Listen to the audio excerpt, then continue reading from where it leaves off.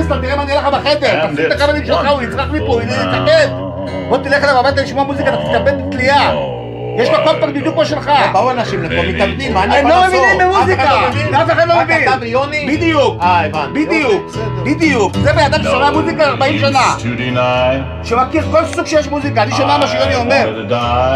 מה זה, הוא צוחק. אתה מבין למה? בגלל שזה בדיחה. יוני, עזוב אותי. אתה לא חייב... יוסי, אני אמרתי משהו ואני אומר עוד הפעם. אני אמרתי ואני אומר עוד הפעם. כמה עולה כזה כבל? 10 שקל? 15 שקל. אתה מבין מה? אתה מבין? כבל כזה צריך לעלות $1,000 מטר. בלי לדבר בכלל. כן, $1,000 מטר. עזוב שקונים אגורות! לא, אתה הייתי משלם טיפש, עליו. יוסי, די! זה לא כבל שאנחנו קונים אותו, אנחנו קונים אותו ממישהו שקונה ג'אנק, ואז הוא מוכר את זה לפי משקל, הוא לא יודע מה זה.